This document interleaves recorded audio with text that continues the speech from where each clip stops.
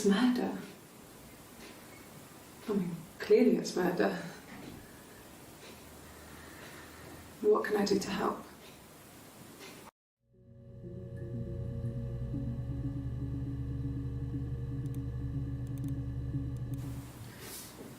Yeah, that's me.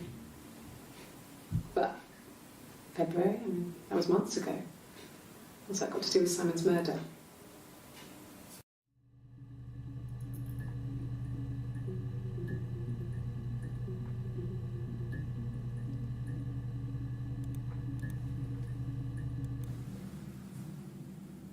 I'd like to speak to a lawyer now. Please. You have no murder weapon. You have nothing. And all these stories we've been telling each other, just that. Stories.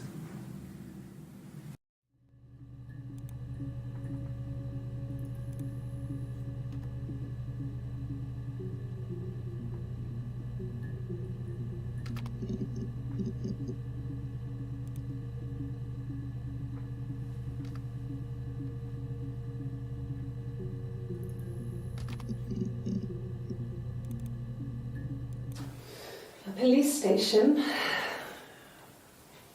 Yeah, when I was young, we ran away on my birthday. Bob Dylan was playing in London and we thought we could break into his tour bus and have him take us with him. The taxi driver we paid to drop us off, I mean, we'd saved money, pinched a bit here and there to pay for the fare. He was suspicious because we were so young, so he told the police.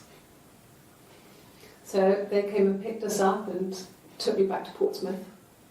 My mum picked me up from the station. But I blamed everything on my friend Eve, so my parents let me off.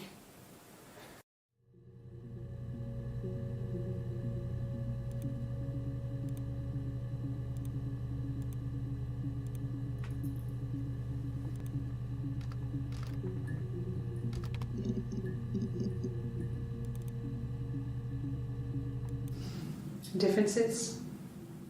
She's a better driver than me. She passed the test for us. I tried to take it and nearly crashed the car. Learned that you can't rely on confidence to get you through everything. She is the shy one. She was especially shy around boys. If Hannah liked a boy, I would have to pursue him. It was that way with Carl. Hannah met him first. She had such a crush. I let him take my virginity after a night that his band had played at. It got difficult. When I was with Carl, we would have sex, but Hannah couldn't let him see she was a virgin. She had lots of excuses. After a while, we decided that I should take Hannah's virginity. It's not that different to a bruise, pulling a tooth, a graze. We used a hairbrush. After that we took it in turns, though. I was always the one who seduced the boys. Until Simon.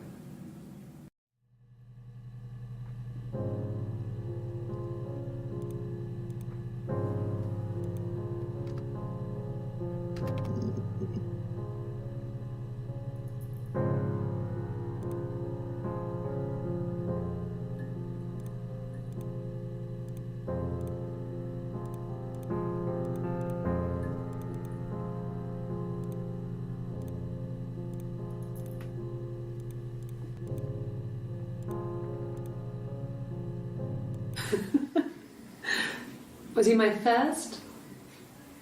No need to be so coy. No, he wasn't my first.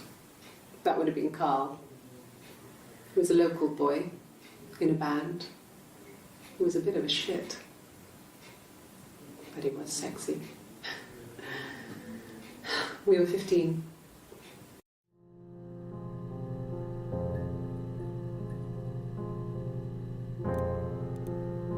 No, I was 15. Carl was older, 17, I think. I was really into him, regardless of how he actually behaved. Lots of drunken teenage sex. We did it in a church once. It's stupid. So he got tired of us and we split up after about 6 months. It was sad, but those early experiences, they help you realise who's really important to you, you know? Family.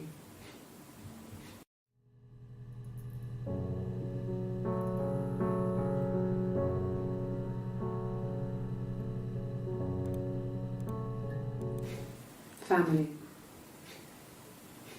So, Carl fucked off, and then there were other boys here and there, and then Simon.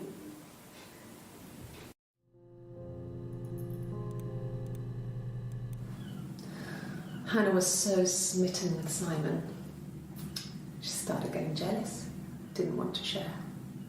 Even the first date, we went to see Tom Cruise at the Old Odeon. We both went, kept changing places in the toilet. We only had one best dress, so we had to keep swapping clothes. Must have thought we had terrible bladder problems. The next date, it was my turn.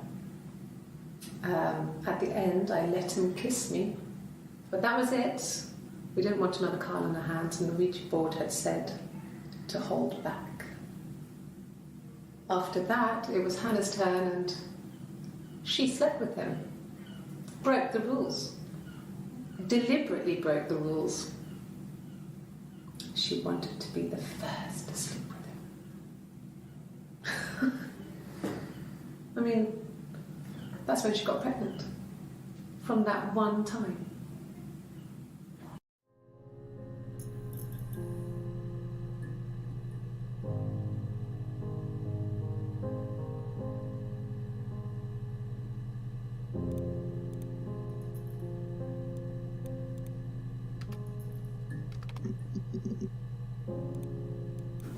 Yeah, when I was at school. I worked part-time in the front shop. It was sort of an extended family thing. My dad used to work there, my mum worked there before I was born. I took care of paperwork, filing, typing out invoices, that kind of thing. It was a good job for a girl back then. I didn't work a till or anything though. I was quite shy, so I wouldn't have liked to have worked a till.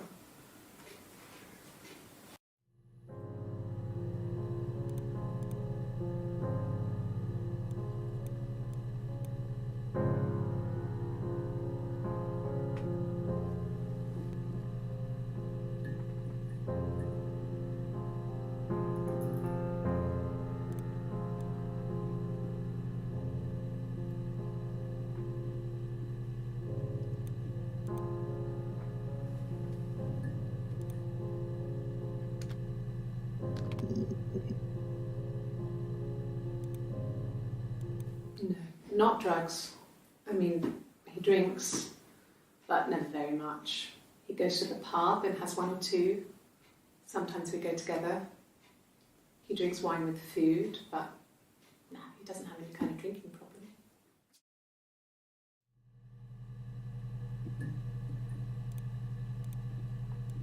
Sure, I think.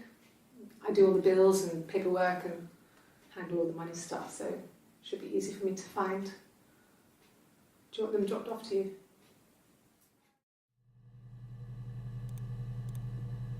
No, he doesn't keep a diary. That's my thing. I've kept one, well, as long as I can remember, since I was a girl. It helps make sense of my day.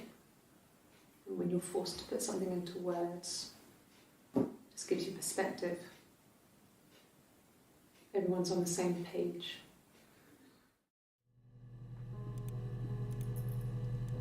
Yes, that's my birthday. Not one of the big ones, but I guess you can see that.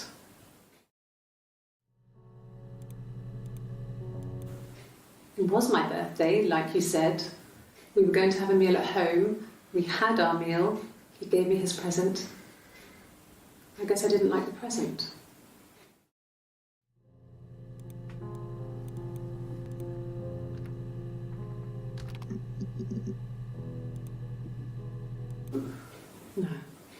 Well, yes. He found out on my birthday. I told him I was pregnant.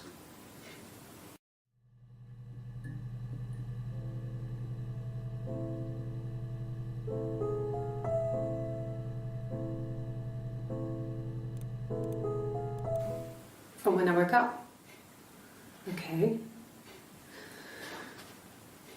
I woke up.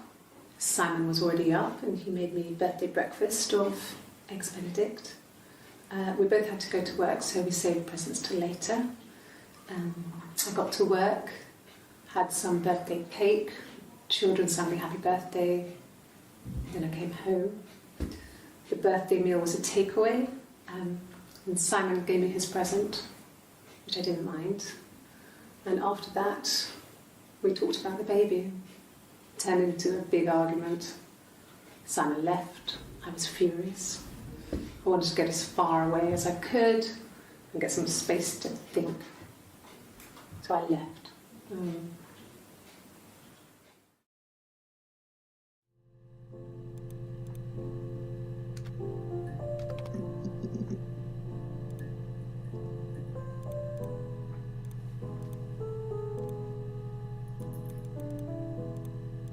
My name is Hannah.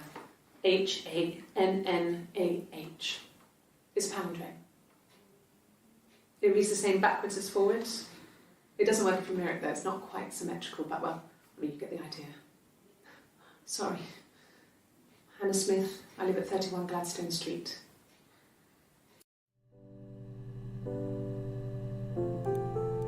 My name is Hannah. H-A-N-N-A-H. It's palindrome. It reads the same backwards as forwards. It doesn't work if you mirror it though, it's not quite symmetrical, but well, I mean, you get the idea. Sorry. Hannah Smith, I live at 31 Gladstone Street.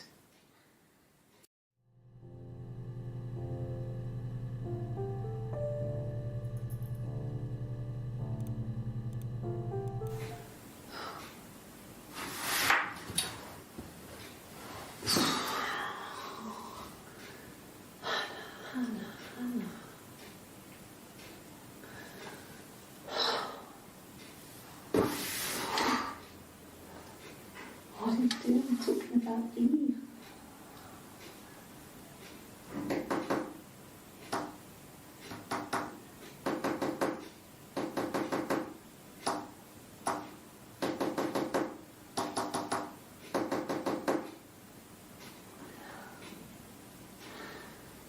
Poor Simon.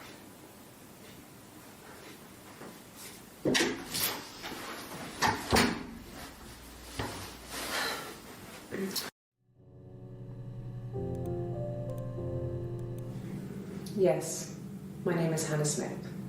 Oh, shit. Sorry.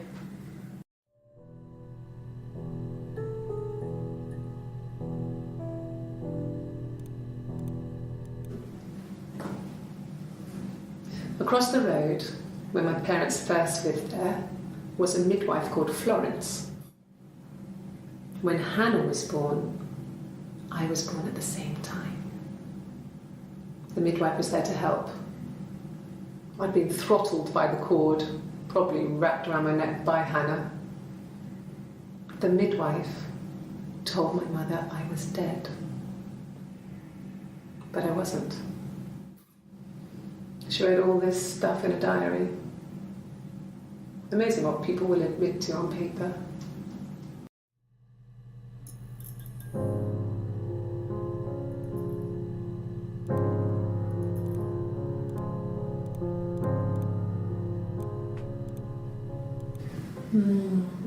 She recognized me from the window. She told me to come inside, and she hid me. They had made the attic into a place where Hannah could play. There was a dollhouse. She hid me up there. No one else ever went into the attic. It was her place.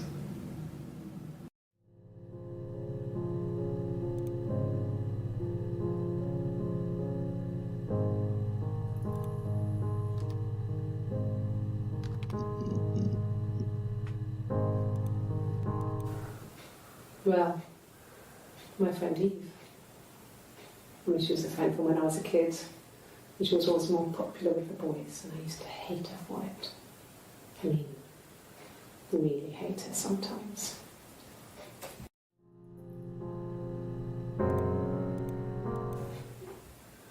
Yes. We'd fight. We fought on the beach once, and I held Eve's head underwater. There was no one else around. It was at the far end of the beach, and I held her head under, and I kept it under. And for a moment, I just wanted to kill her and watch her drown. But that was it. It was just a moment. We made up after. It was a love-hate relationship.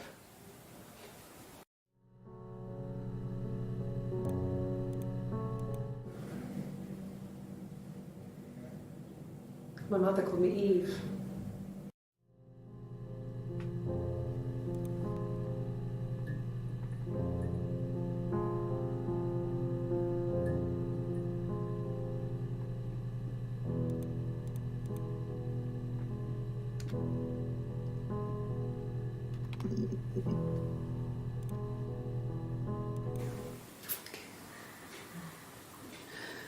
It was after dinner.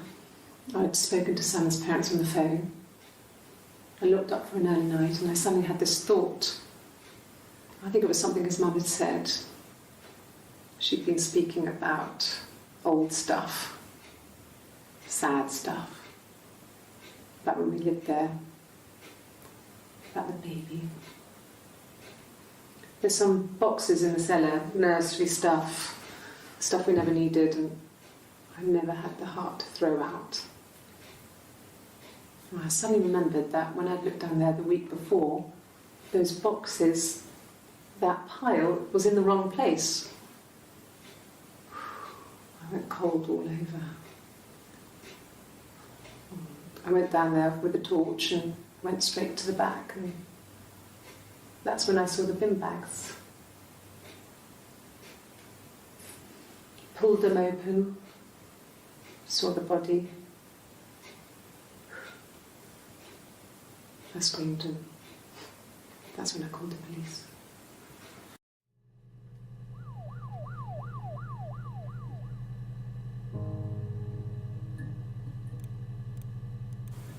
Okay. There's a girl and she's staring out of the window. She's sad. She's trapped. She's here. She's looking out the window because her mother won't let her out.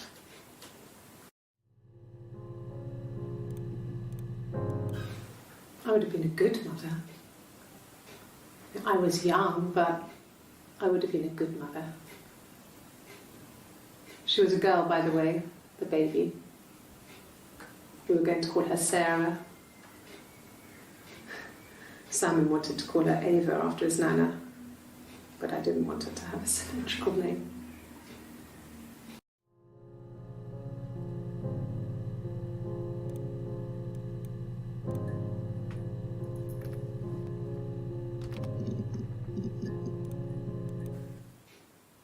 No. The whole thing was wrong. The bags, I think they were from our kitchen, you can probably check that. We never go into the cellar. It's just a place we put things we don't need. Dad used to grow mushrooms there. The bags were taped up. I think it was parcel tape, but I think it was ours.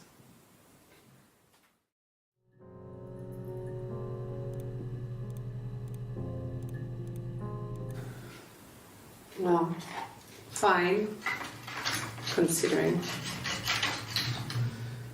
I got back into the house today, and that was weird, knowing your people had been there through my things. It's like I'd been burgled. I mean, worse, obviously. I don't know. I haven't looked in the cellar yet. They sent a cleaner in as good as new, he said. But they had to throw some stuff out. Couldn't get the blood out. And I'm still waiting to hear from the coroner so we can get a date set for the funeral. It's going to be a cremation. So,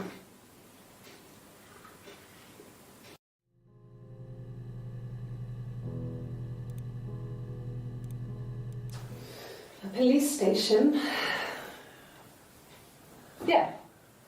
When I was young, we ran away on my birthday. Bob Dylan was playing in London and we thought we could break into his.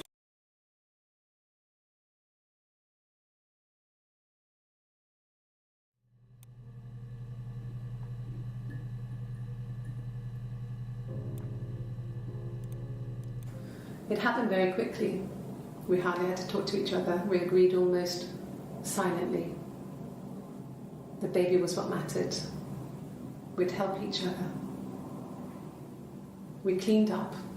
We bagged up the broken mirror, her clothes. They're gone. We took him down to the cellar. We knew we had an alibi, and we wanted the body to be found later. We wanted to have suspicion on us, so we could then disprove it, rather than have it linger. Better to keep the body in the house than risk being seen with it. The watch, that was my touch, to make sure the alibi stuck.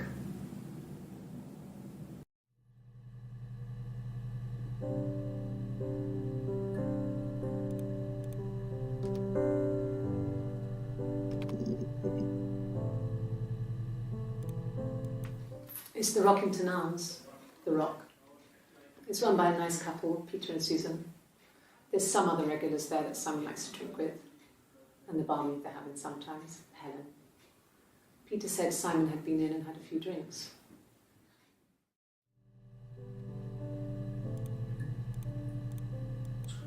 He has a wallet, a huge, silly thing, leather, real leather, I think. He packs it full of stuff, business cards, receipts, lottery tickets. He always carries it in his back pocket. I think that's why he's got a bad back. He sets the discs. I haven't seen it, so he must have it on him. He always takes it out of his back pocket before, when he comes in, if he's in the house.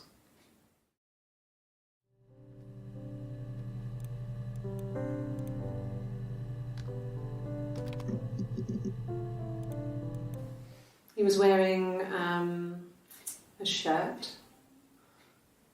a blue turtleneck shirt and jeans. He has a watch. It's a really nice one. That was a gift from his boss, Eric.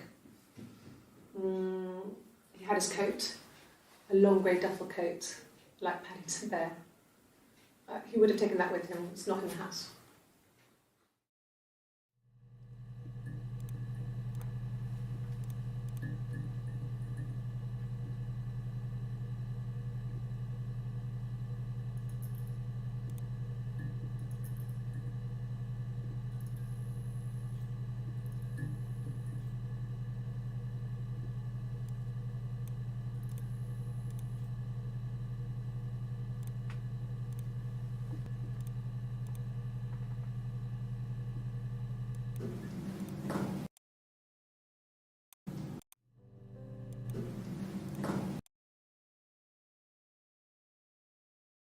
Around my neck.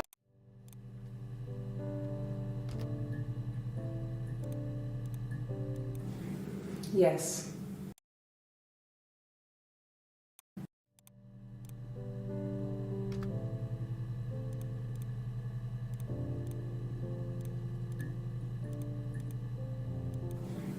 Yes. My name is Hannah Smith. Oh, shit.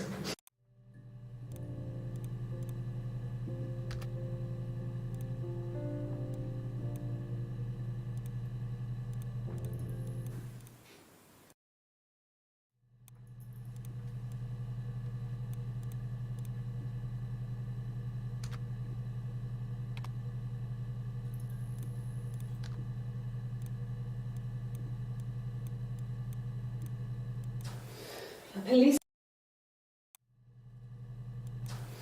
A police.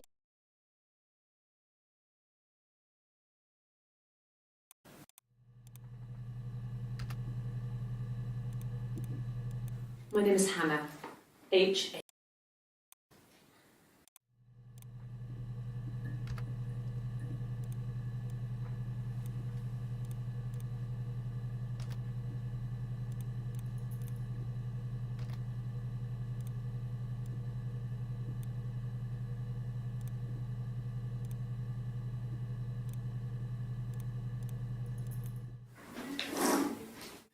Yeah, that's Simon's watch. It was a gift from Eric. He got it this year. It was a wedding anniversary gift. Steel. It would have been Diane who chose it. She has really nice taste.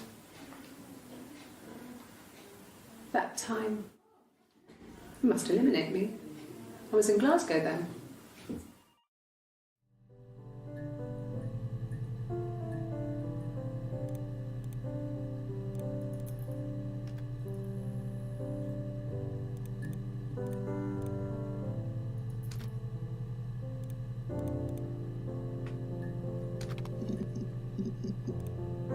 I got in the car and I drove. I just kept driving north. Just kept going, just wanted to get as far away as I could. When I finally stopped, I was all the way up in Glasgow. I was so tired. I just had to sleep.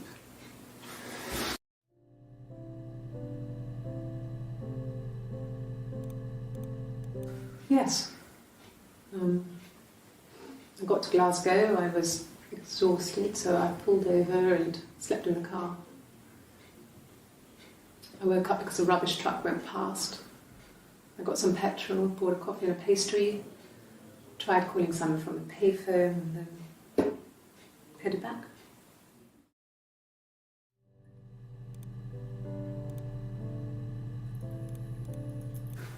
No, I don't think so. Glasgow was deserted that early in the morning. When I arrived in Glasgow, I was exhausted. The streets were empty. I was driving badly. And I hit a taxi. Not a big crash, just paintwork. The guy was so pissed off because I didn't have a driving license on me. But when I told him I was pregnant, he made sure I got to the hospital so they could check me out. It was fine. The hospital must have details when I was looked at.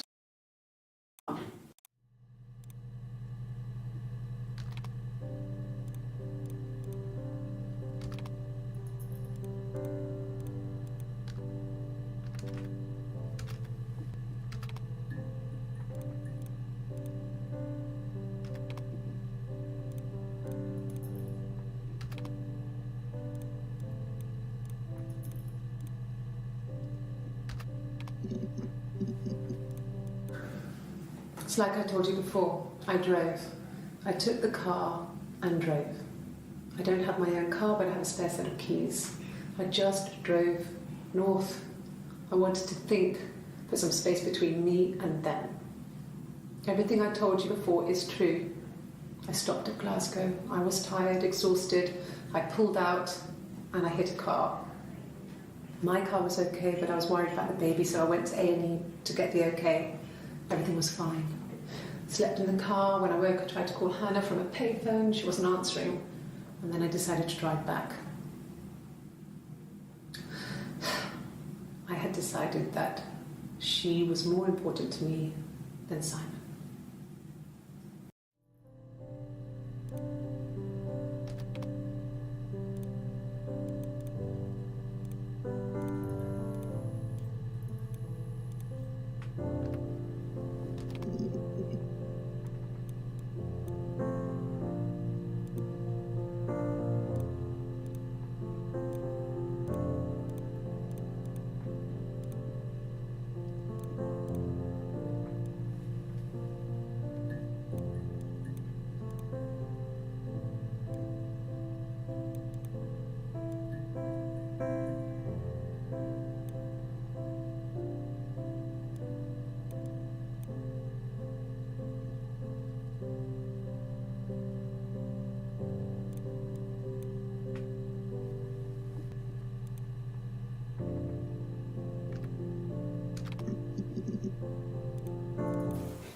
bruise. I have a really fast metabolism, so stuff like that just comes and goes. I don't know if there's much more that I can tell you that I haven't already told the other policemen. I found the body.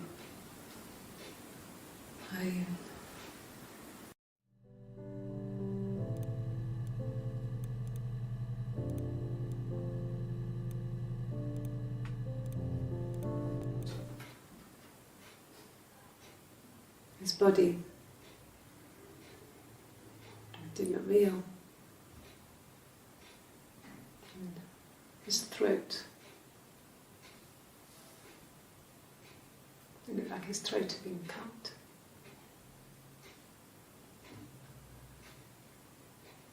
And I didn't see his glasses. He has these thick glasses.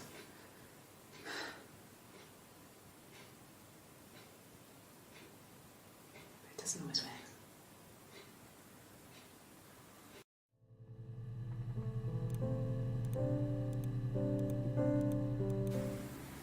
No. 1984 was an awful year in the end. We were living at Doug and Eleanor's. I lost the baby at the end of spring and my parents died in the summer. It was a hot summer, a heat wave. So when they discovered the bodies, it was just awful. Because of the circumstances, them dying together like that, they brought in a lot of police. A forensic entomologist. I had to look that up. It was because of the heat. It was just awful.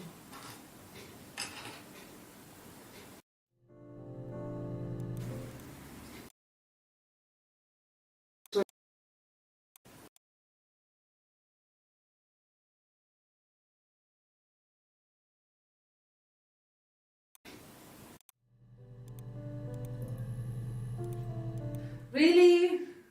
Okay. Here's the rest.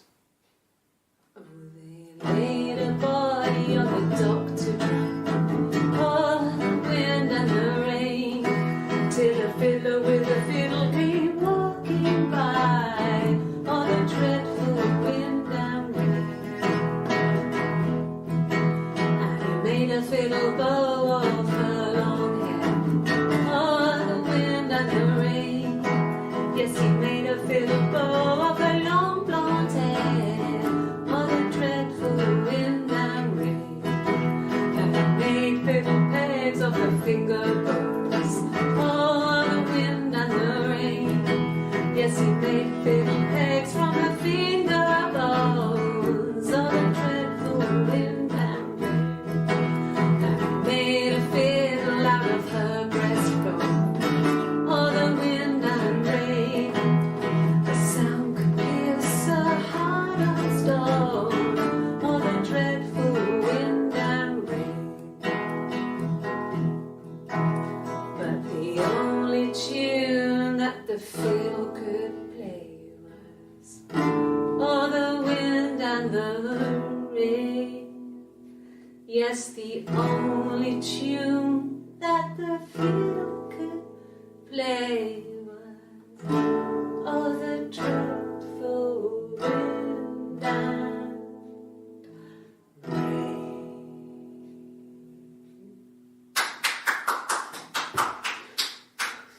Anything you sing may be used as evidence against you.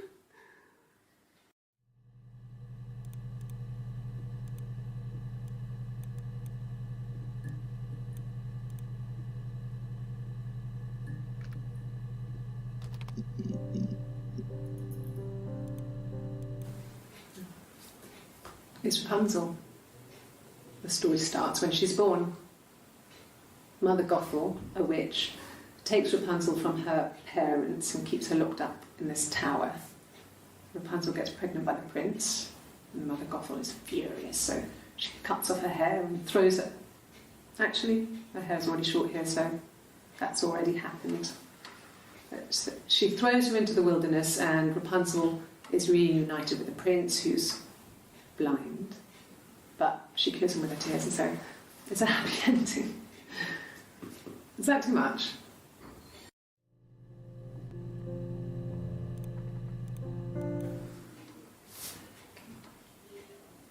Well, she has a knife. She's been cooking, I guess. She's been cooking him his favourite meal. She's his wife. And he's asleep and she doesn't want to wake him because he's ill. That's why she's sad. Because he's ill and he might die. It's kind of a sad story, so I'm not sure how it ends.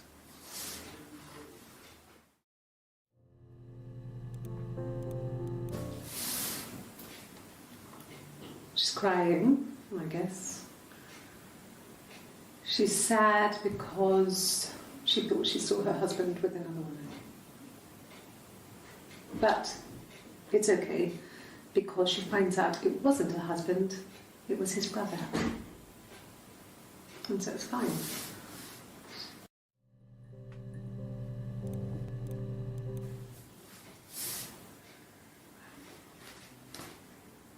Okay, she's being chased.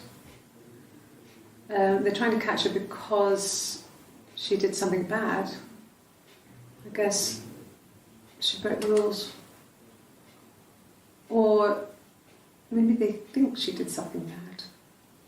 Maybe it wasn't her fault. She looks scared, not guilty. Maybe it was mistaken identity. Did they catch her there? I don't know.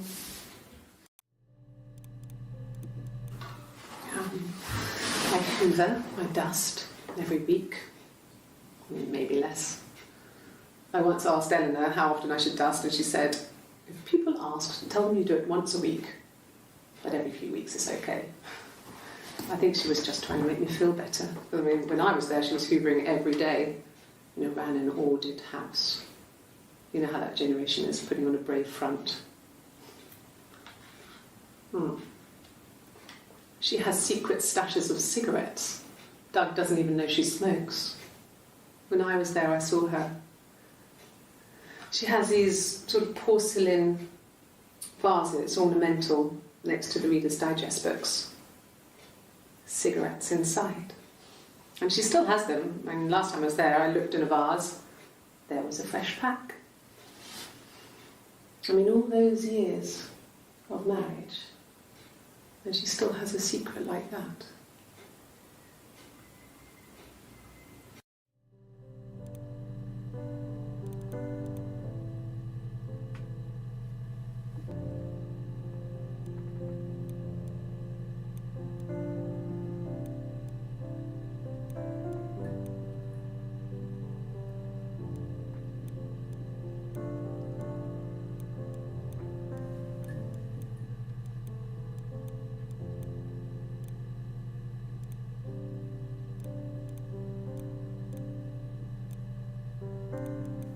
It's the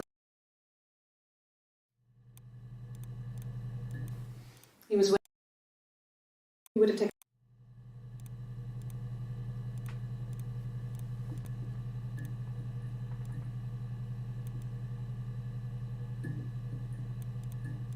My name is Hannah Street.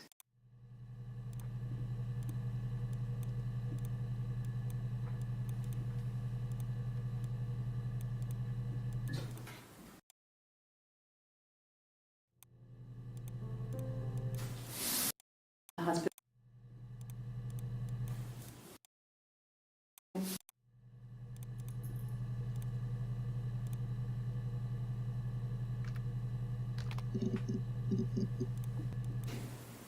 Twins?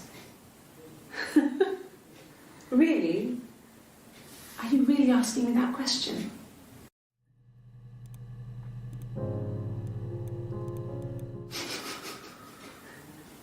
Are you out of your mind? Twins?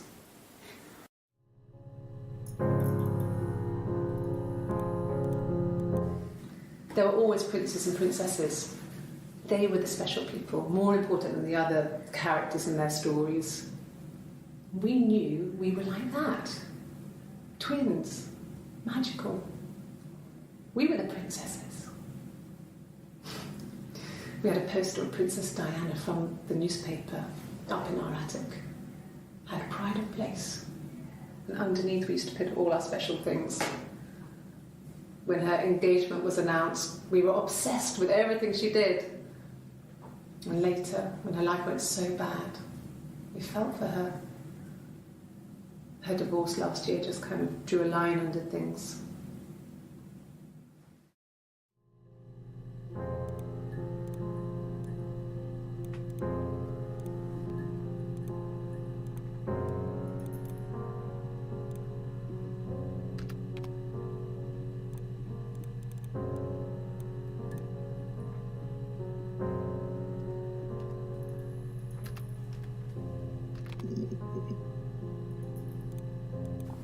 Mum and Dad had never had any reason to notice. They were always busy. If Hannah was eating a lot, they didn't mind. She didn't put on any weight. That girl has a healthy appetite. If they heard us talking in the attic, they just thought it was Hannah playing one of her games, and that Eve was our imaginary friend. Once, she was already up and dressed and ready to go to school, and I snuck down for a piss. Mum saw me in my underwear and she went mad. Get dressed this instant! So I ducked into our bedroom and seconds later out came Hannah, dressed and ready. Mum was amazed.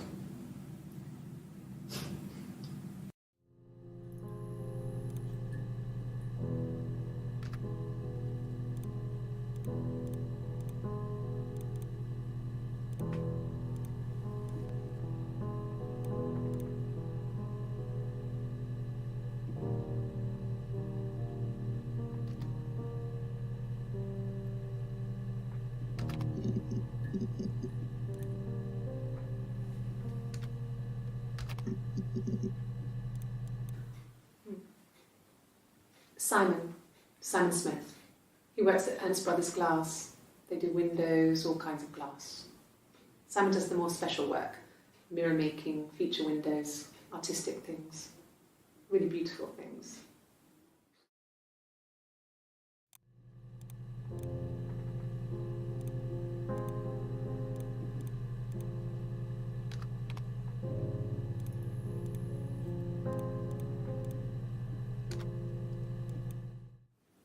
Yes, there's an Amstrad one. No one uses it for very much. There's a printer so you can write letters on it. Simon sometimes plays games, you know, climb the tower, save the princess, that kind of thing.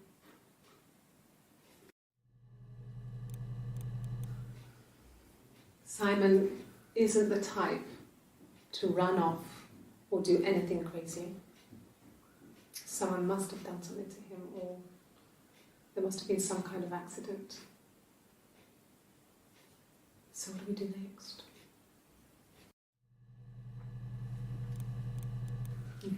Thanks. Please find Simon.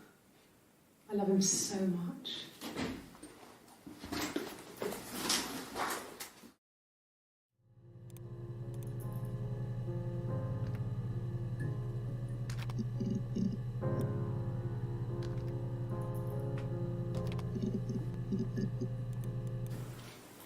I thought it made me sound suspicious. It's not a normal thing to do, to drive to the other end of the country. I wanted to keep it simple. I knew it was stupid not to tell you everything. Saying I spent the night in Glasgow when my husband went missing, I thought it would, distract you from what was important. It's different now. Now he's...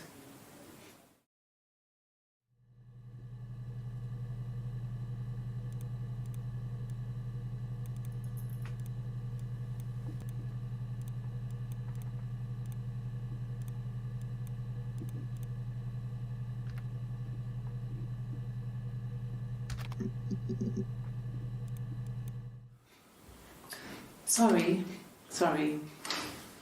The picture, the way it's drawn, just reminded me of the books we used to read as children. I read those fairy tales over and over, and they were so real to me. Rapunzel was my favourite. My brain is just full of it. How many of these in colour?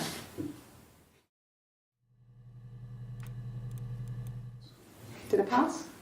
Sorry, I messed it up with all that Rapunzel stuff. Do you need me to do that card again?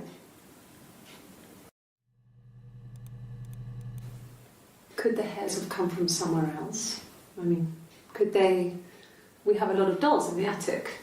There's a Rapunzel doll with long blonde hair. Could they have come from there?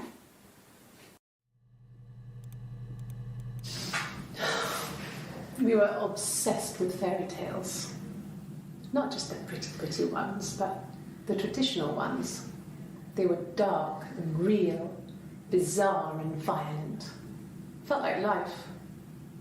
We had this huge old book that I think Mum must have bought from a library sale. The illustrations had thin tracing paper over them to protect them. They were in colour, shiny plates. At the front of the book was an index of illustrations. We read that more than the actual stories. We'd read aloud the captions and flick between the pictures. There was something intimate about peeling back the tracing paper, undressing the pictures. Rapunzel's hair is cut. The eagle plucks out his heart. The princess pricks her finger.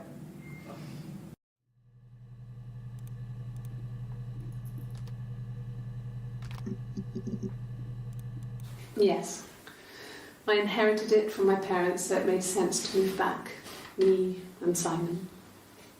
Felt like going back to old ways before the pregnancy. Reminded me of being a girl, a dollhouse in the attic, old things. We didn't sleep in my parents' bedroom for a long time. We decorated it as soon as we moved in, but it was another year before we started sleeping there.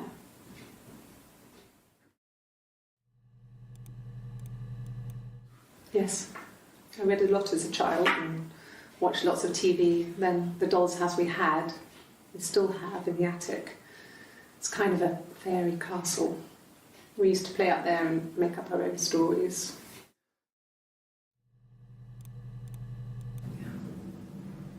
I'm not sure where the dollhouse came from. I don't know if it was given to them or they inherited it. I mean, they wouldn't have had the money to buy it. It was so huge.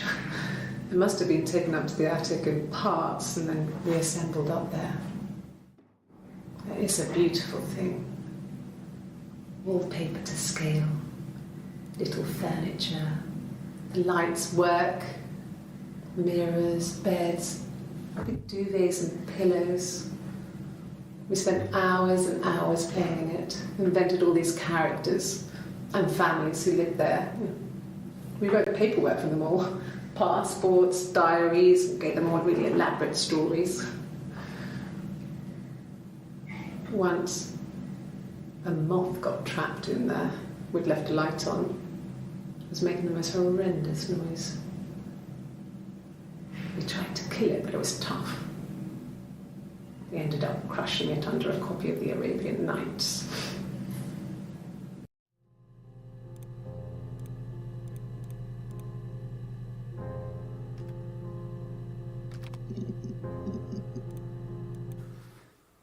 So, it was Friday evening. We had an argument. He left. On Saturday, he didn't come back. I waited all day. He was supposed to go help Eric out with something on the Saturday afternoon. They had a job. He didn't show. So Eric was ringing on the phone. I checked at the Rock, that's our local. They said they'd seen him on the Friday night, but not since. He still wasn't back this morning. It just isn't like him at all. Still not back by dinner time. It's getting dark again. So I decided to come and see you. His parents haven't heard anything either.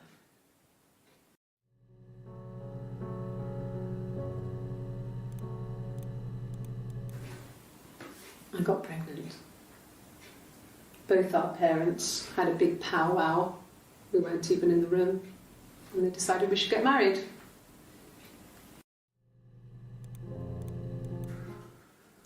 We couldn't afford our own place. Simon dropped out of school, went full-time at the Glaziers. That was Eric's generosity. We moved in with his mum and dad. They had a spare room for us and the baby. if it came. It was a nice change, time to myself, living there for those months, full of hope. No, I lost the baby. I had a miscarriage at 8 months. We carried on living at Simon's parents until, well, it was only a few months after. Then my parents died. It was the worst year of my life. A miscarriage and then my parents.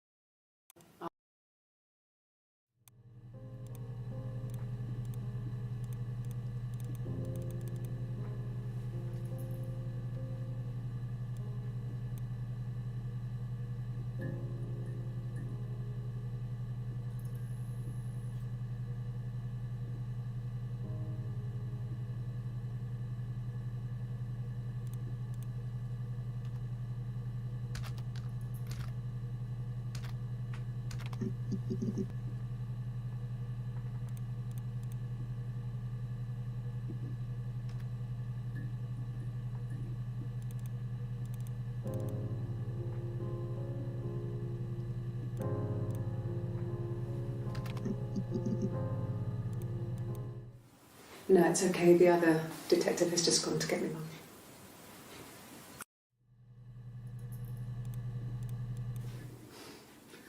Must think it's very cool that their dad is a police detective. The bruise. I have a really fast metabolism, so stuff like that just comes and goes. I don't know if there's much more.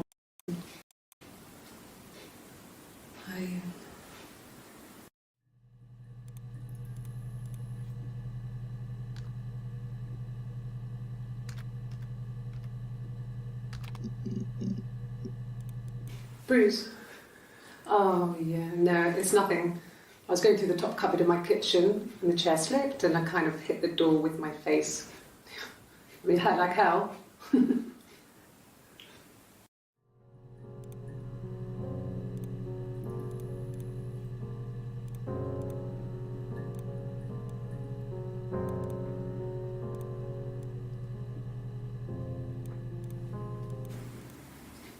No. 1980 baby.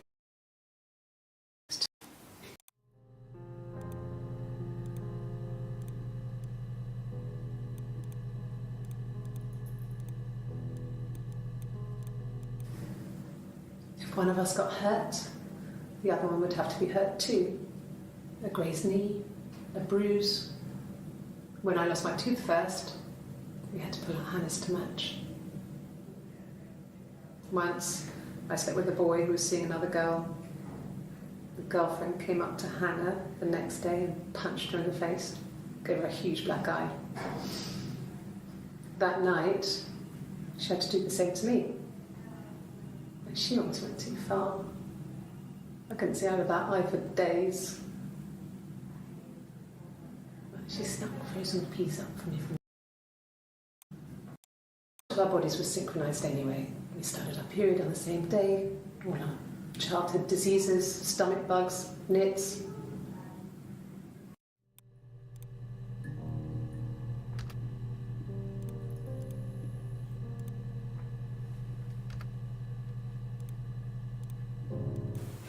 The bruise. I have a really fast.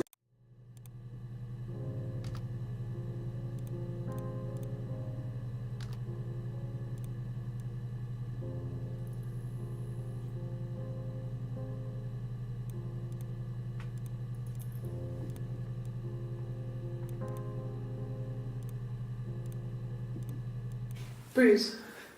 Oh, yeah, no, it's...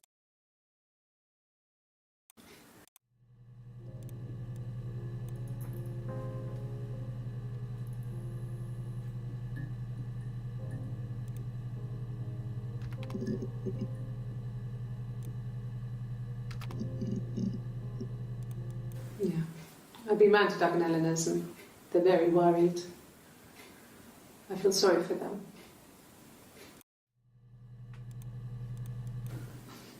I got a job to contribute, you know.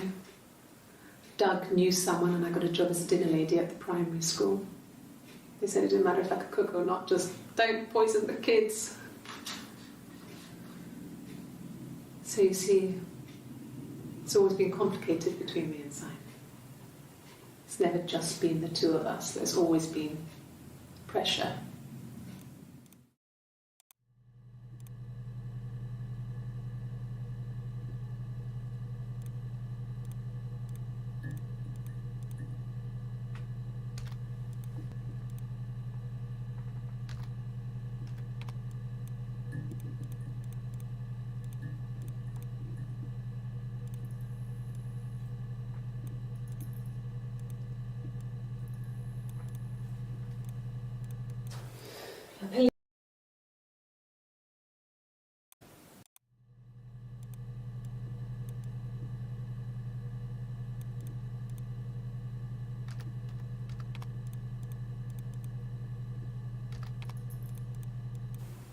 Okay. I parked up on the street. It was busy, so I had to park down the end of the road. Walked up, knocked on the door, no answer. I took my keys out of my bag and unlocked the door. The main lock was unlocked. You can tell because the key doesn't turn when you try to turn it to the left. I walked in. Simon's coat wasn't on the peg. I couldn't see his shoes in the shoe rack. I shouted out. I walked straight into the kitchen because he usually sits in there to have a cup of tea and read his paper, but he wasn't there. I touched the kettle, it was cold. I looked quickly in the living room, nothing. So I walked upstairs to the bedroom and he wasn't there. I didn't search for him because it was pretty clear he wasn't there. I had a shower, the phone rang whilst I was in the shower. I didn't answer it, I think it was Eric. Then I was just exhausted. So I lay down on the bed and I fell asleep, though I didn't mean to. I woke up a couple of hours later and I was surprised to see no one in the bed next to me. And then I remembered where I was and what had happened. That's when Eric called again. This time I spoke to him. Then I called Doug and Eleanor. And then I decided to come and see you. That enough?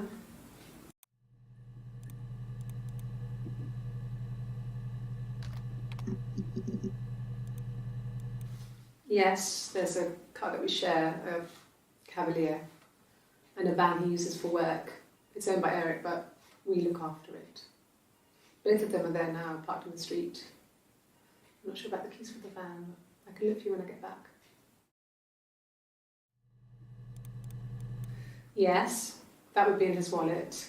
It's a Visa, a silver one.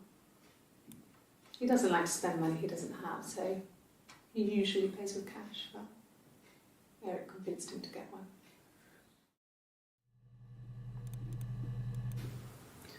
Eric was like an uncle to him. They were pretty close. They spend a lot of time with each other, especially when they have to go to conferences. Have you met his wife, Diane?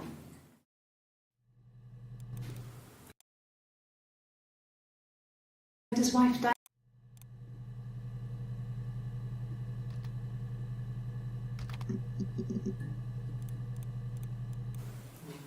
Diane is really nice. She helps out with the glaziers, organises the Christmas party, that sort of thing.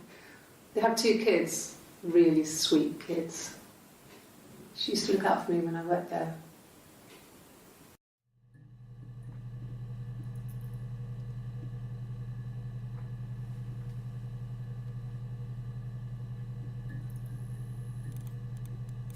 I mean, not really. He would go to the pub. He had his drinking buddies there, but no one ever really came back to the house. Sometimes Eric, his boss, and his wife would come over for dinner. That would be us returning the favour. Diane is a really good cook, into her trendy ingredients. And the last time Simon cooked something off MasterChef, he got the recipe off CFAX, and I did my Lloyd Grossman bit, commenting from the sidelines. I had to find fennel from the supermarket. Have you ever eaten fennel?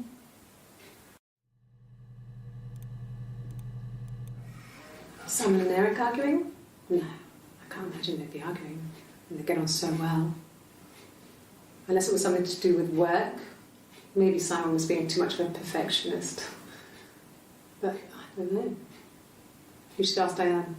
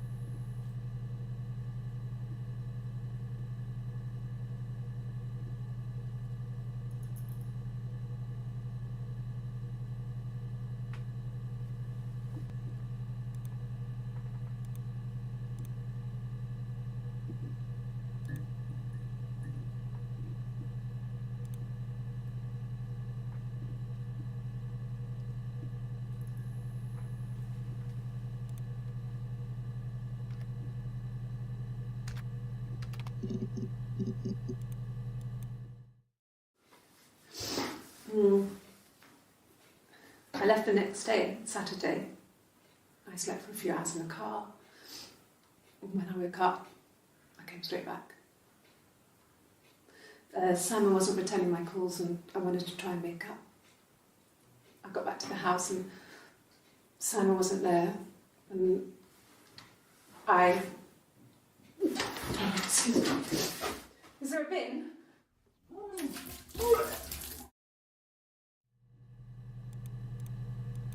It was late, early Saturday morning. A week or so ago. It would have been the Saturday before my birthday. You know, I get like that on the weekends, have a lie-in, then want to get up and blitz the house.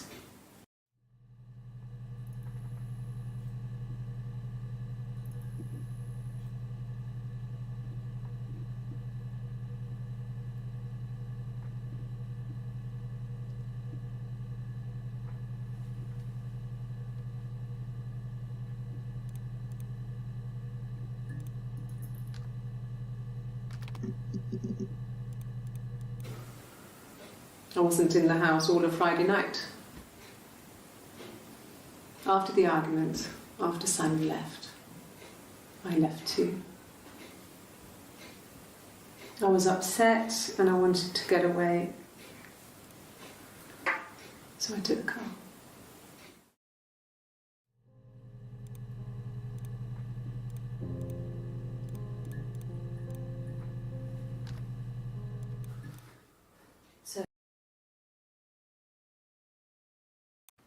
It was Friday evening. We had an argument. He left. On Saturday, he didn't come back. I waited all day.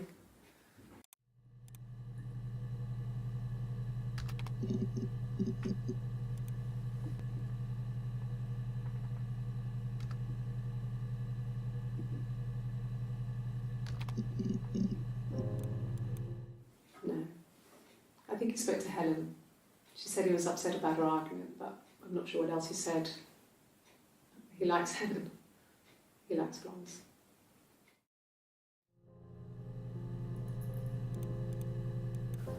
He's married couple stuff. A stupid argument, nothing specific. No one knows how to push your buttons better than those you're close to. No. I mean, yes, we have arguments, but he never runs off. He always comes back. We make up. It's always that way.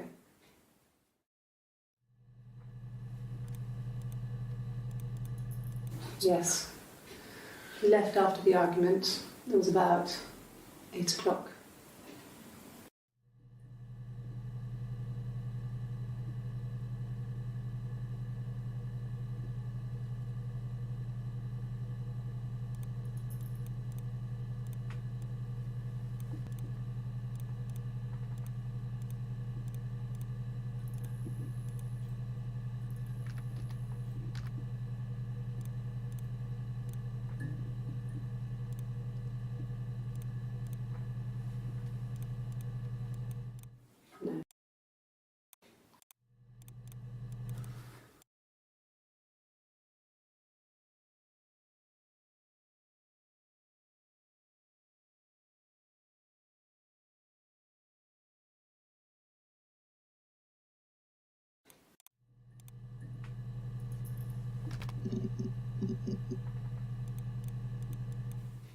What did your wife do? She didn't kill you. You think I killed Simon because he was having an affair? Well, I didn't kill him. I wasn't even there. I was in Glasgow worrying about whether my baby was still growing inside me. I mean, why would I kill Simon? I loved him.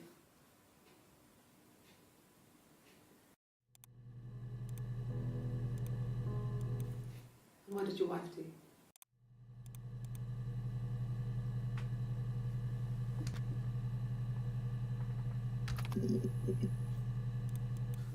No, he doesn't have any tattoos. He has a scar down here near his stomach, past his hip. Cut himself with some glass. That was before, a long time ago. He looks just like the photo. He's not got his glasses on here though. He takes them off with the camera. But he needs them to see properly, you know. He has to read a newspaper or a menu in a restaurant. Not book so much, or watching TV. He likes TV.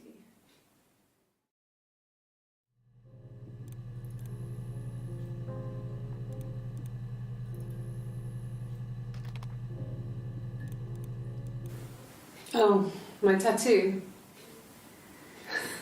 I got it to express my individuality. It's an apple and a snake.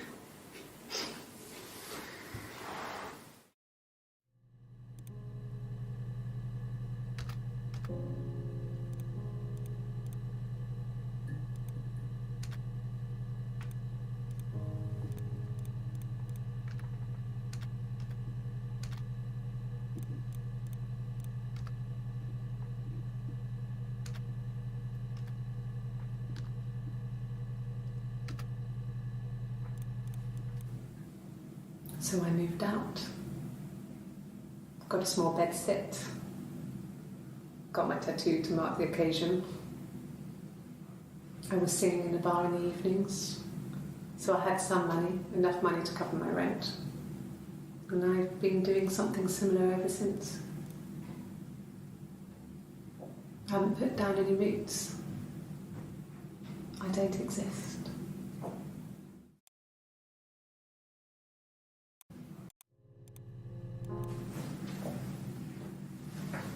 He saw me singing one of my shows, pure chance. Not sure I remember what he was even doing there. Afterwards, I had a drink at the bar and he came over and we got talking. I knew who he was. Obviously I knew who he was, but he didn't know who I was. He was fascinated by the likeness. He guessed my name from my tattoo. Told me it was a palindrome, like that would impress me. I enjoyed talking to him. It was amazing to be able to sit and interact and talk to him after all this time. He didn't tell me he was married. I'm not sure what he was thinking. He later told me it was like he was dreaming. A waking dream.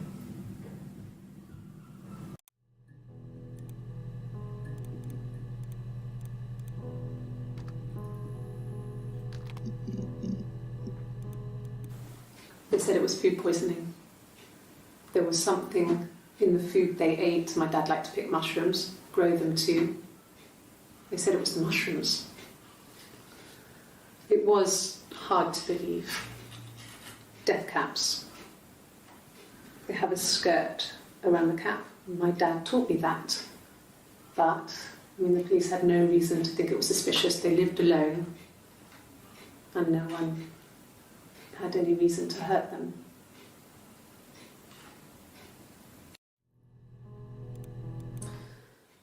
This other person doesn't exist. I don't know what the blonde wig is, but it could be anything. Have you looked at the cat flap? Can you imagine? I tried. I tried to get pregnant too, but it didn't happen. I slept with so many boys, men. My body refused. I think my period stopped because hers had. I was pretty ill. I mean, how could we stay the same now? I felt like Hannah had really fucked things up, set us down separate paths. We had become different.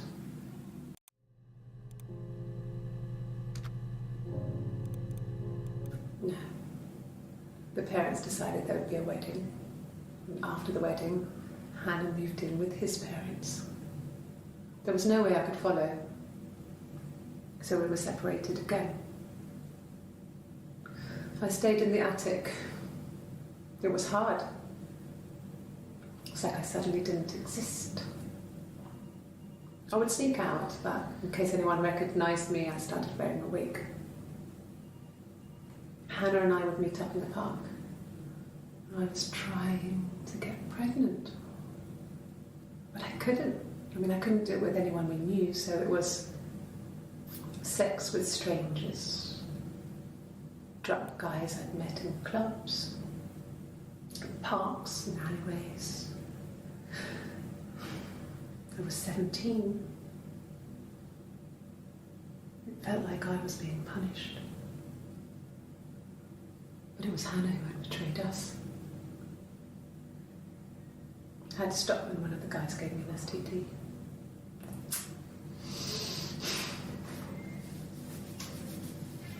When we met up, it was disturbing. For the first time, my reflection, she didn't look like me. She was fatter, flushed. If anything, I was getting skinnier. I found it hard to look sometimes. We talked about what to do. Was it time to become our own people? I mean, that seemed like the right thing to do, but neither of us wanted it. We agreed that her and Simon would get their own place as soon as possible, and then I could move in. And that was the plan.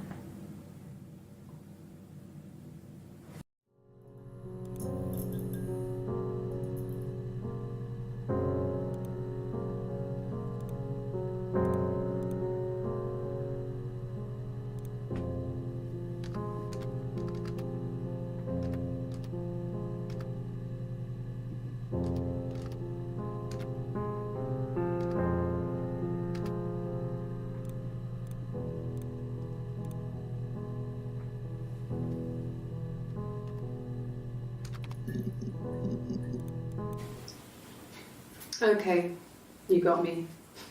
I'll confess. We were there. It was a dirty weekend. Simon was going to expense it, pretend it was a business trip. I used a made-up name.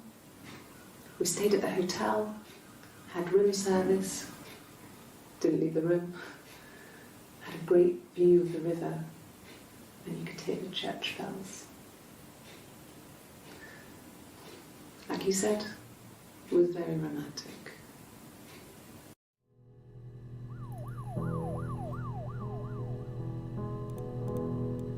It was supposed to be a secret.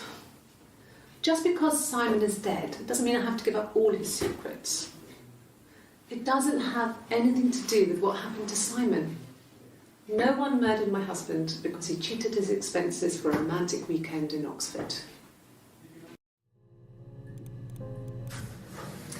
When we weren't together, we'd send secret messages by tapping out a code that we'd learned from a book, the Knock Code.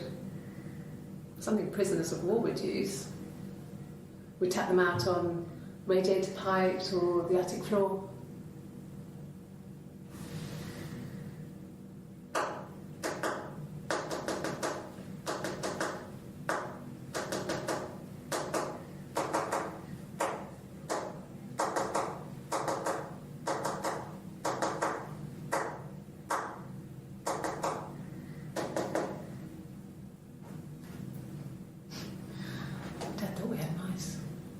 But they couldn't find any. Bought a cat anyway.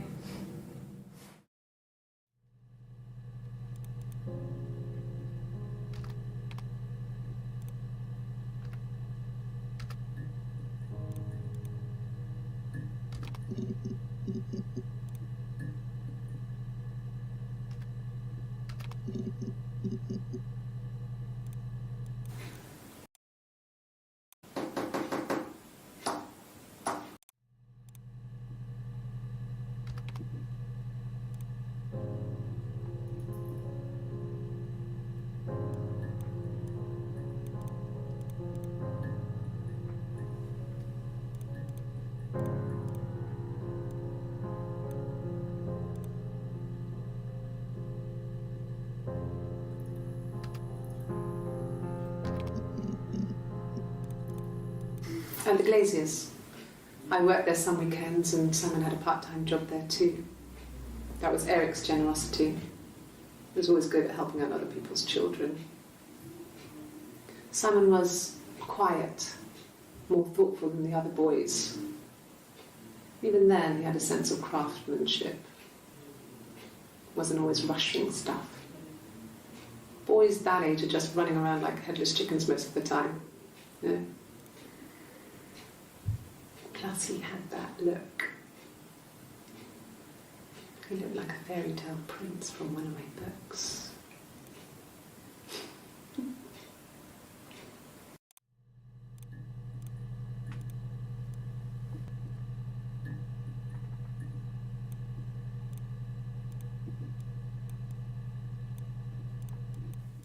What I mean,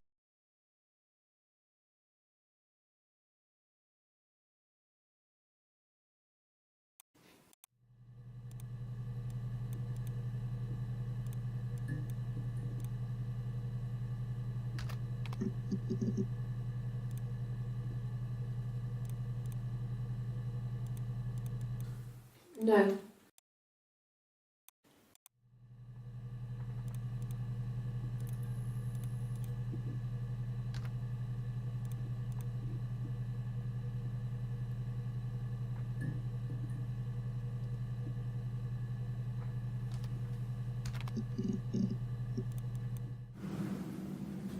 Mother wanted me to grow my hair long, but I kept cutting it myself.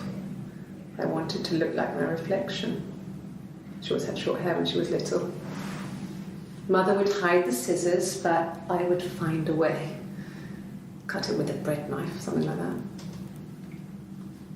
My reflection would always leave her house and go on adventures, but I never could. Mother taught me at home, and I had books and TV. Oh, TV was magical, but it was only on when it wanted to be, so I spent a lot of time reading books.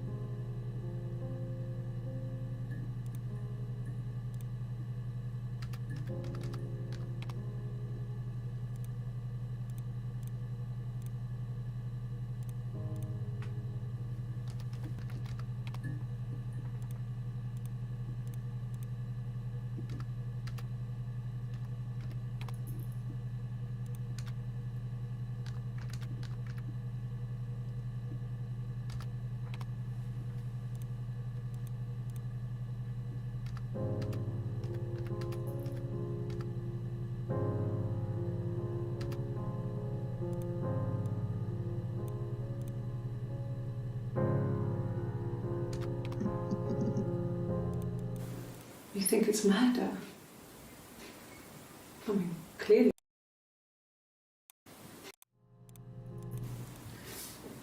Yeah. But February, I mean, that was months ago. What's that got to do with Simon's murder? What's that got to do with Simon's murder?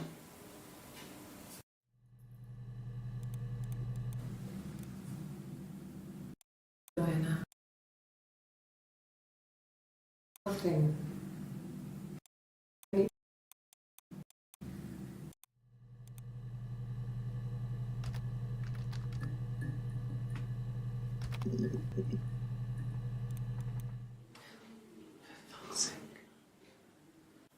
Can I leave? Are you going to arrest me? No. They'd laugh you out of the building. A lawyer would make mincemeat of you.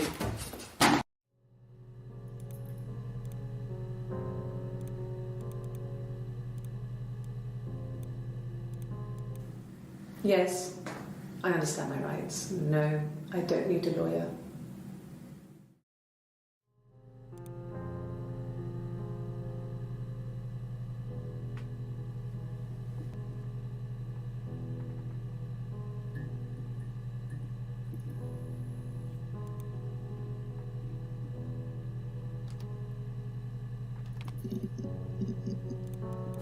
At the time they said it was poison, food poisoning. I mean, I felt so guilty. If I'd still been at home, maybe I could have done something. I don't know.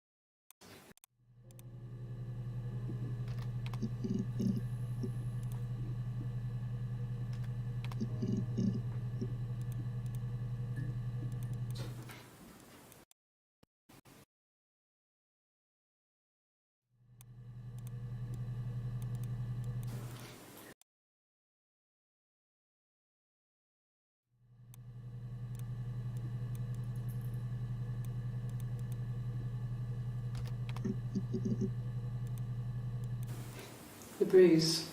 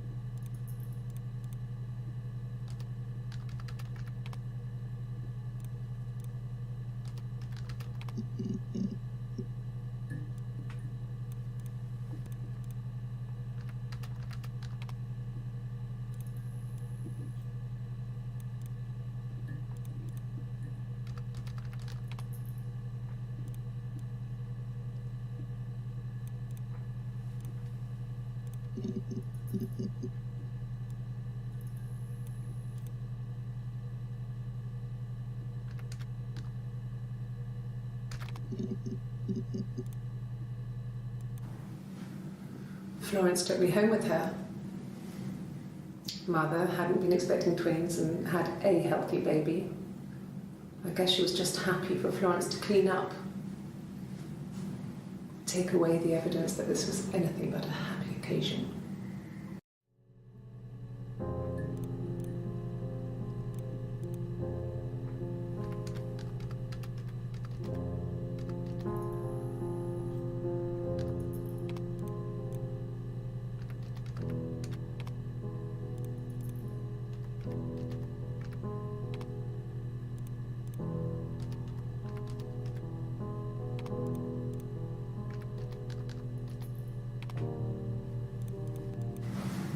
Florence raised me in her home. I never left it. She kept me out of sight. It wasn't odd for people to see a midwife with a baby, carrying in supplies, washing nappies, that sort of thing. I never knew any different. I grew up looking out of my window and seeing her across the road. I thought it was like a reflection in the mirror. She was me.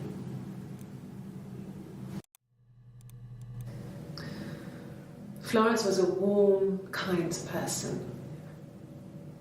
But she was broken, I guess. When I found her diary, I also found a biscuit tin with other stuff in it. Older papers, letters, that kind of thing. Her story wasn't there. I never really spoke to her about it. I was far too young to really understand. I guess I just put it together later, once I was older. She had loved children, planned to have a large family, but her husband died in the war. And that was back when you married for life. She never felt like she could marry again. Isn't that strange? She was a widow from her 20s. But, I mean, I guess it was different then. You know, you married for life and she felt she could never marry again. I guess it was harder, a war widow. One of the dead. I don't know, maybe there was more to it than that. I don't really know.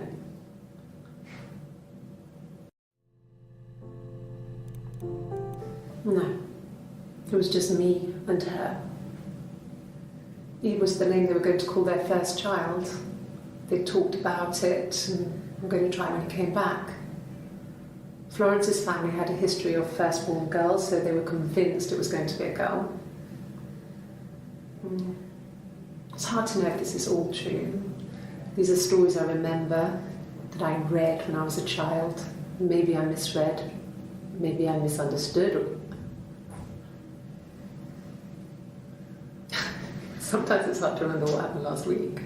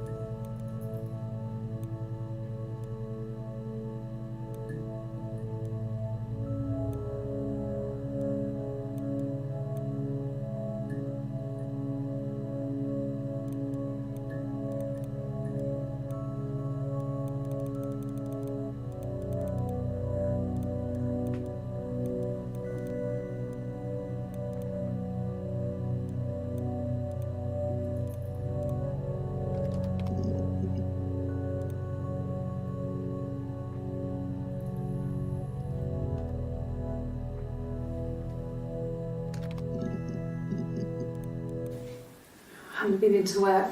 I guess I've just been waiting to hear from you, hear from my husband.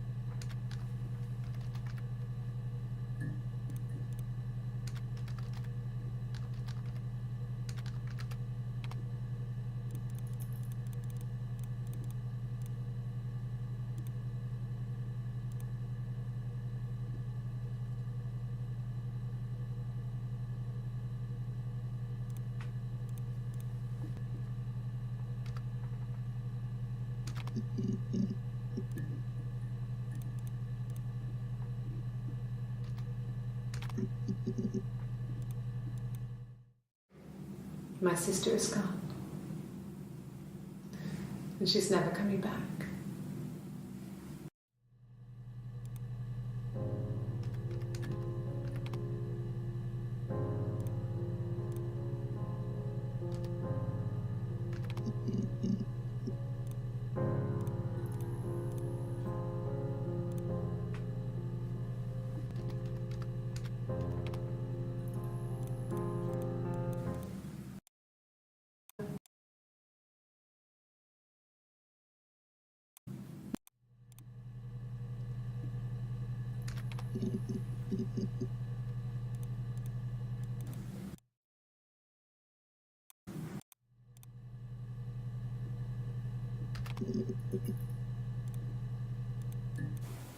Okay. Sounds weird. I'm not great at making up stories.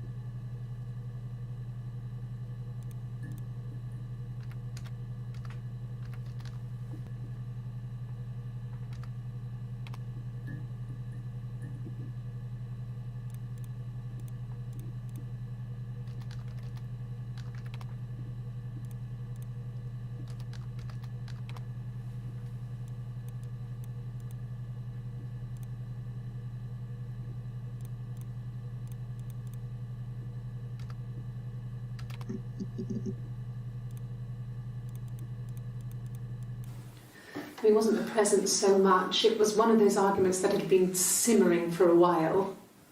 The present was a mirror, a nice mirror. He'd engraved the glass, the kind of mirror a princess would have in a story. He made it specially for me.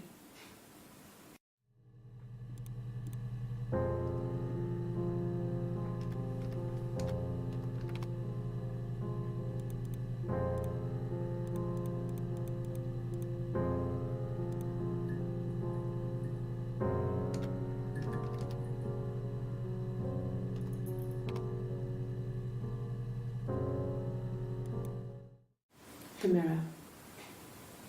I can't remember. I put it somewhere safe. Upstairs, I think. I haven't looked at it since.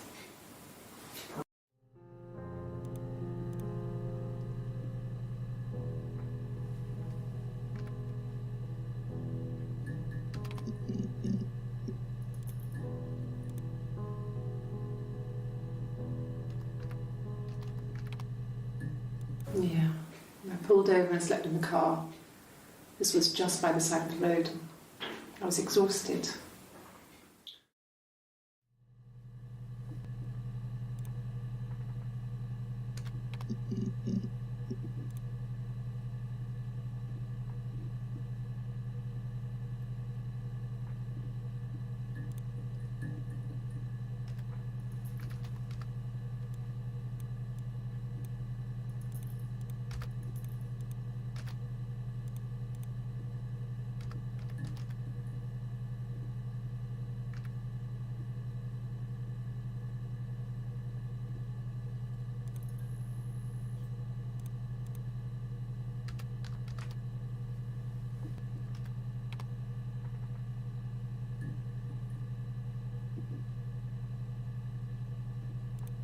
Yes, I always pull it shut and then lock the bigger lock with the key.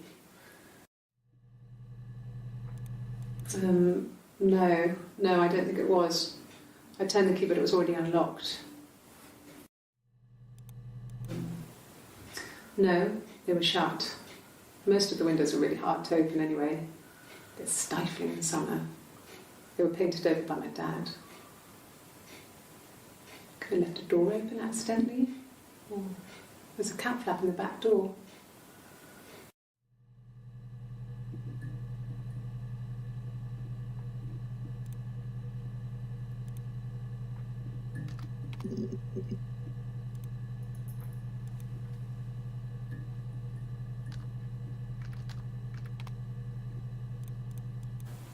No cat. My parents had a cat before they died called Domino. It was this little black thing with white dots. And we never did anything about the cat flap, but if you were thin, you could maybe squeeze through it.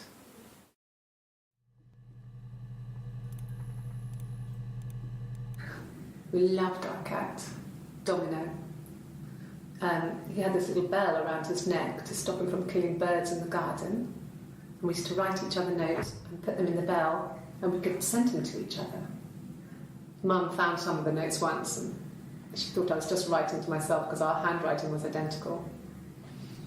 And we had our own words for things, so she didn't quite understand them anyway.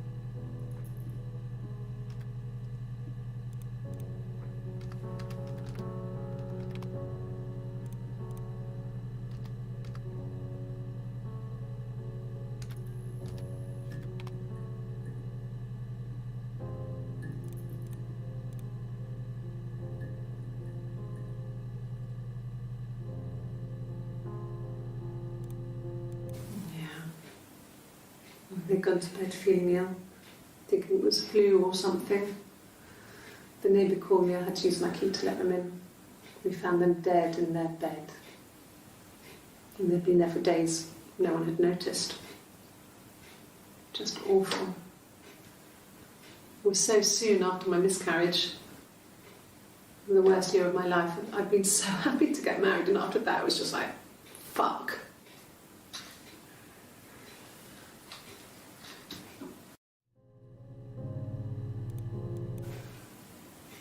Yeah. I mean, I was infertile. Thought I was. They told me I was infertile after the miscarriage because of complications.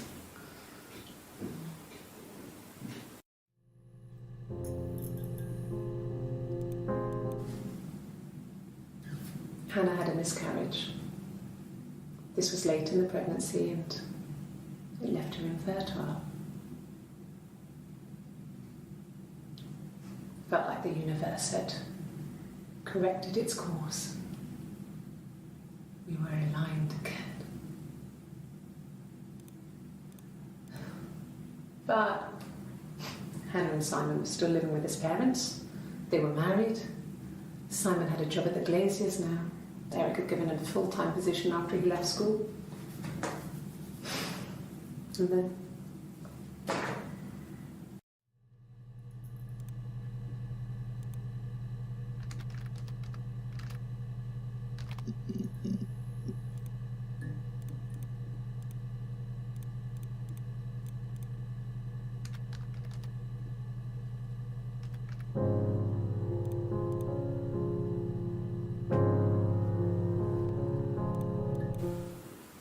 I did.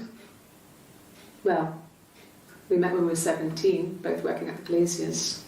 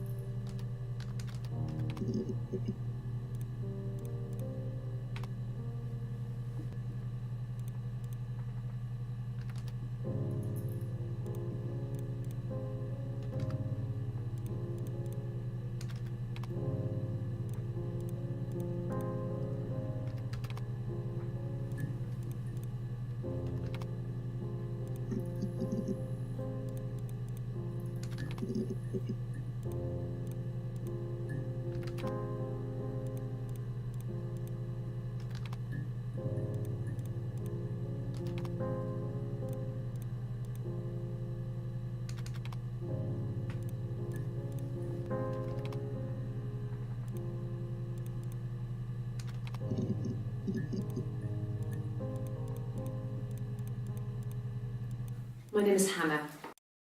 N-N-A-H. It's Pandre.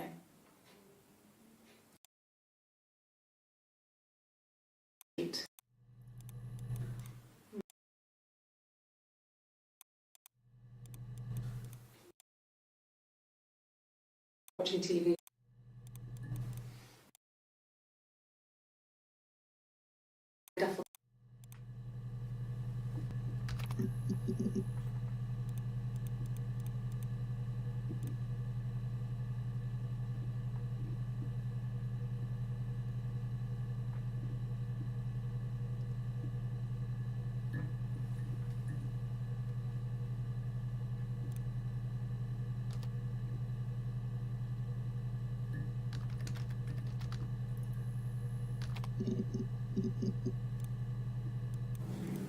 Yes.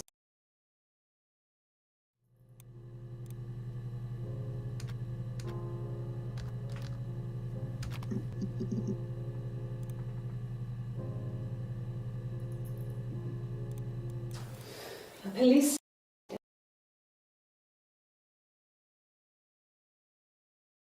told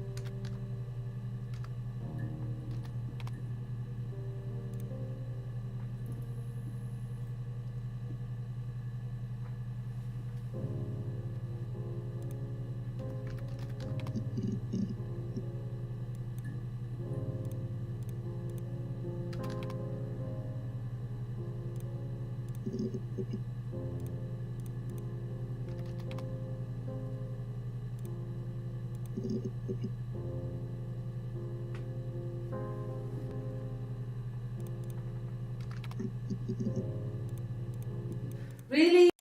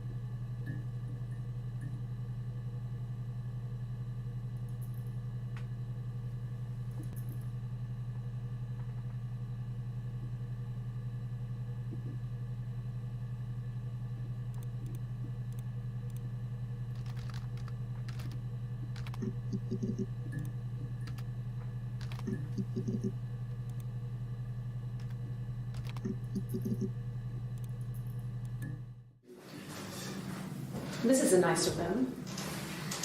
Is this where you take people when it's time to arrest them?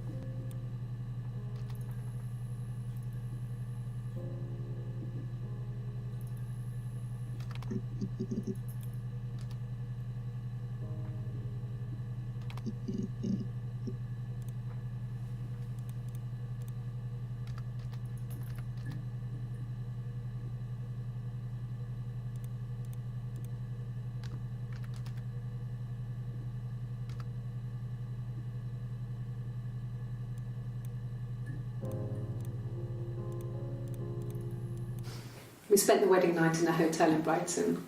It would have been too much to do more. We were saving for the baby. It was wonderful to be in a hotel, away from home, just alone together. Since then, we've always tried to get away for our holiday. I didn't. I slept in the car. I left about 9 that night. I wasn't there.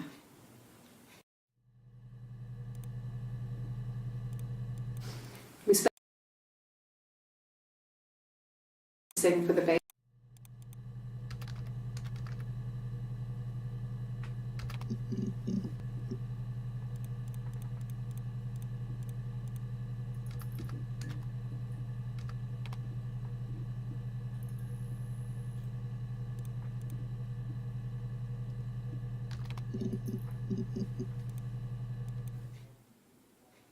A long time. We got married when I was 17.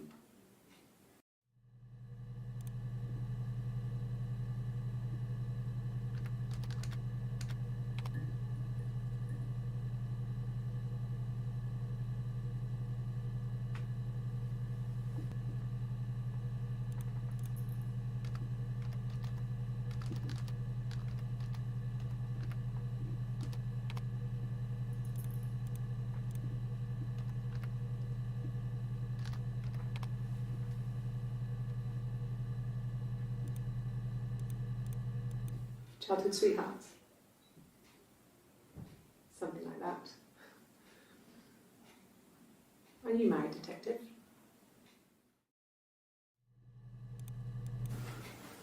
I guess you could call it that, but we were both happy to get married. It was a beautiful wedding. We had our first dance to Come Back and Stay. I'm not sure if that's a good wedding song, but I loved it. I chose it. I mean, it was genuinely our first dance. We'd never danced together before.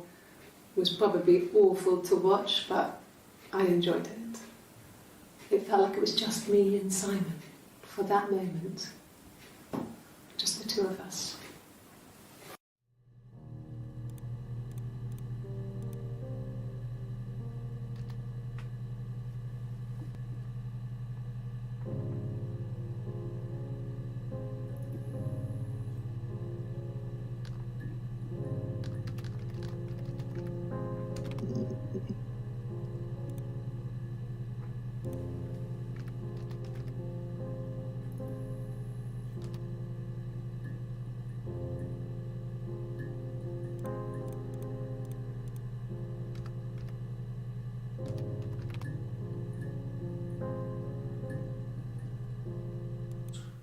He has a wallet.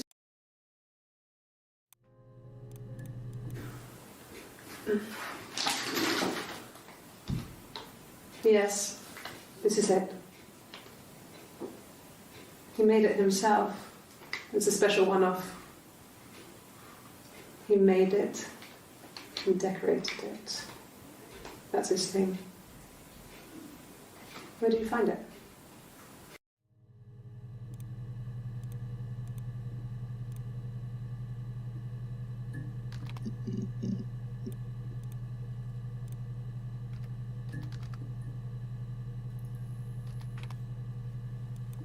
Suicide? No. I mean, he would never do anything like that. He is not the kind of person to do anything like that. I mean, to hurt himself? No.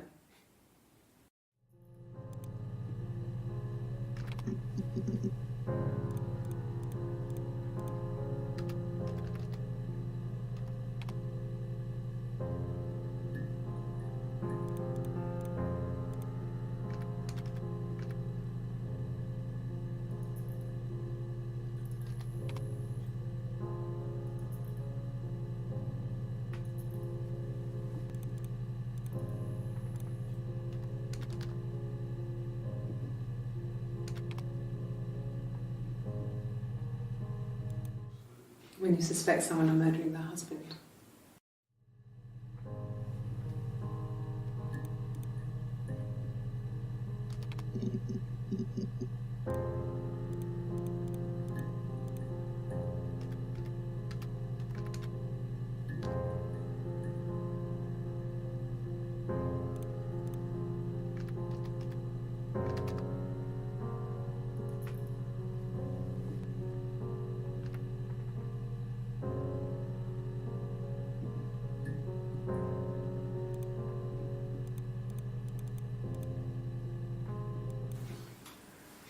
When you've been married for 10 years, stuff accumulates. We could argue about anything. And he's so nice. That doesn't help. He tries to smooth things over, and that just makes it worse. We're both passive-aggressive, so we never normally argue directly about anything. Yes, I'm fine. I won't be sick again. This happens some days. I'm pregnant. It's morning sickness.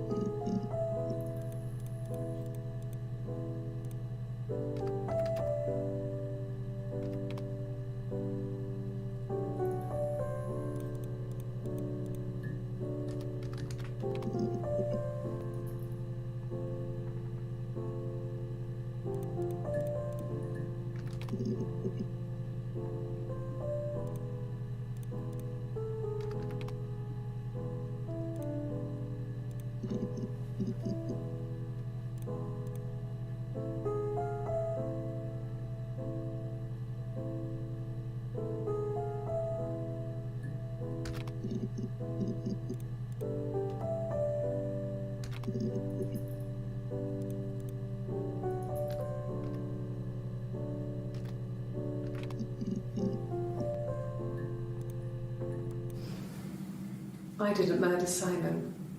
You've got it wrong. You've got the wrong person.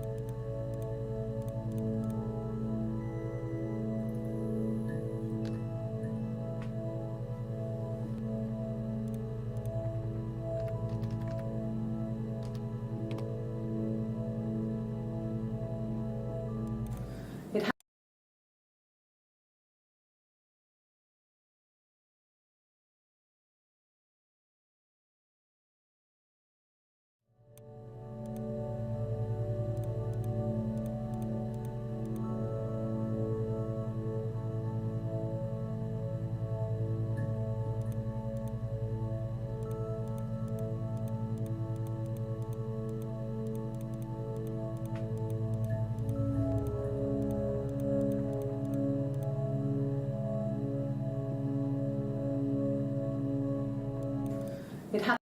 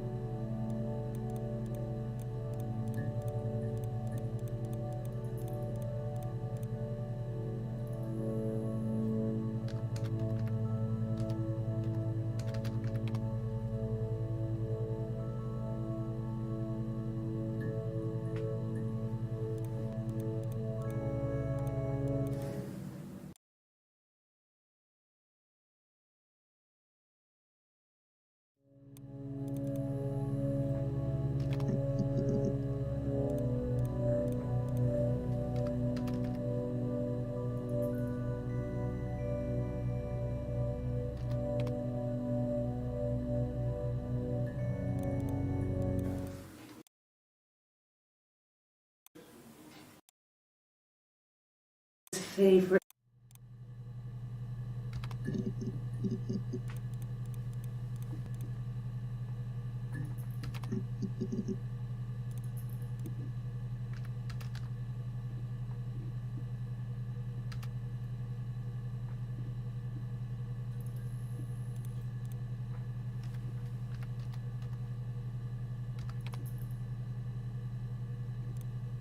Ask the hospital. I don't see how it's hard. We've established I was in Glasgow when he was killed. You've spoken with the hospital.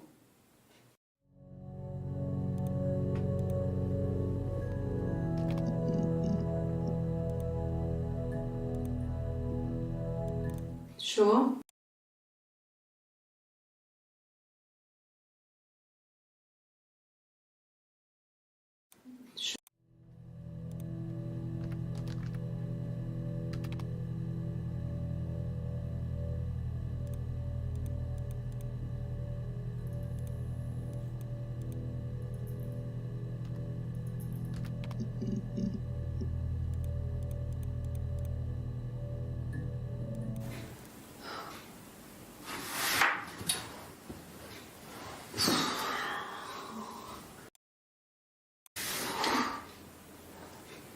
What are you doing talking about Eve?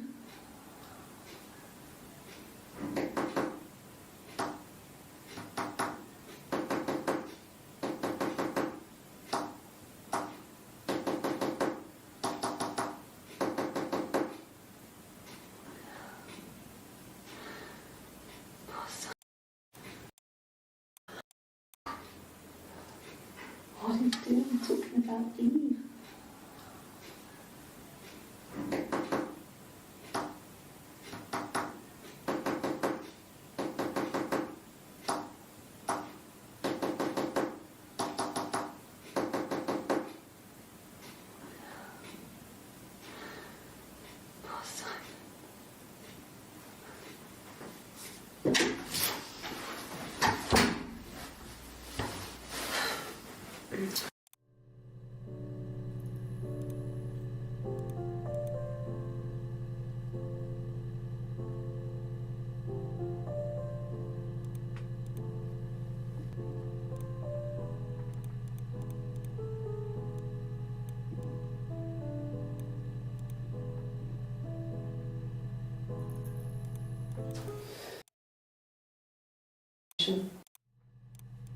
My name is Hannah Street.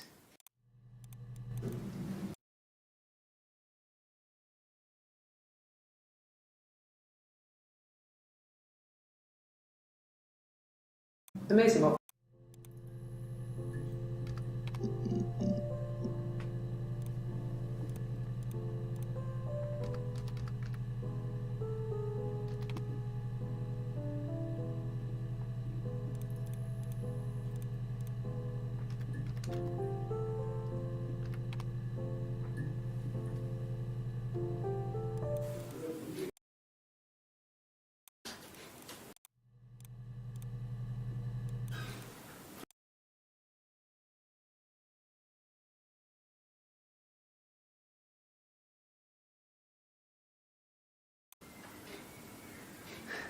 Simon wanted to call her Ava after his nana.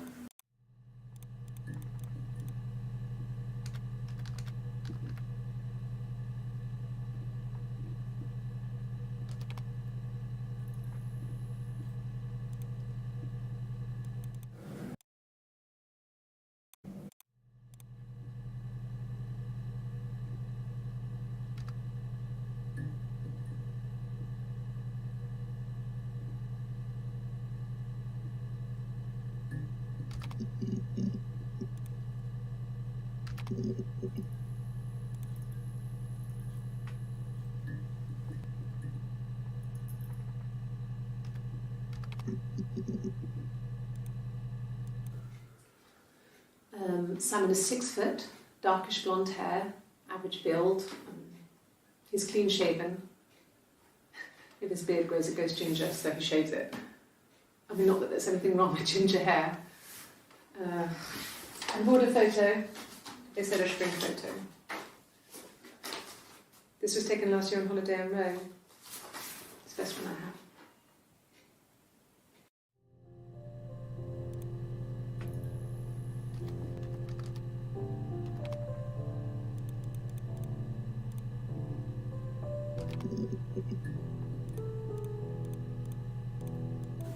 Yeah, we were 17. It was a nice wedding, people said. Simon looked very handsome in the photos. His parents paid for everything, but he's an only child, so it was important to them. It was what they called a shotgun wedding, but if you looked at the photos, you couldn't tell. The dress was beautiful. It looked like Princess Diana's. The train wasn't quite as long, though. There's a great photo of the bridesmaid helping.